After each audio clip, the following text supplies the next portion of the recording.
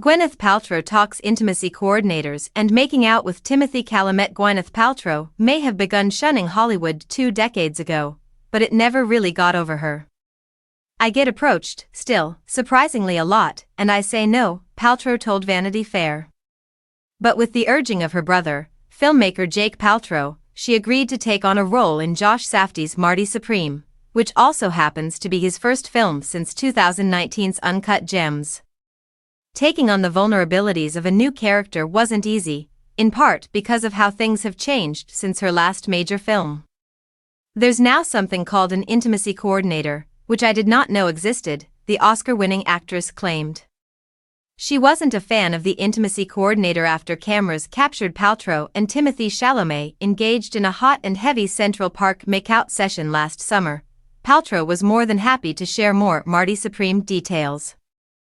"I mean, we have a lot of sex in this movie," she remarked. "There's a lot. What there wasn't was an intimacy coordinator. Not because there wasn't one hired, there was, but because Paltrow didn't find it necessary. I was like, girl, I'm from the era where you get naked, you get in bed, the camera's on," Paltrow joked. "We said, I think we're good. You can step a little bit back," she remembered. "I don't know how it is for kids who are starting out, but if someone is like, okay, and then he's going to put his hand here," demonstrating putting a hand on her own shoulder, "I would feel, as an artist, very stifled by that." She calls Chalamet a thinking man's sex symbol. While Paltrow admittedly knew little about Chalamet before meeting him, and hadn't seen any of his films, he impressed her. "He's just a very polite, properly raised, I was going to say kid," Paltrow corrects herself. "He's a man who takes his work really seriously and is a fun partner." Not much is known about Safdie's follow-up to his critically acclaimed film Uncut Gems.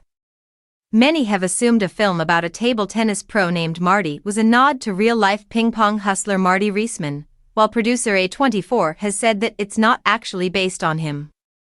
Paltrow's character, which she refers to as a table tennis WAG, is an unexpected choice for her first serious film in 15 years. This woman who is married to someone who is in the ping-pong mafia, as it were, before beginning an affair with Chalamet's Marty. They meet and she's had a pretty tough life, and I think he breathes life back into her, but it's kind of transactional for them both, she said.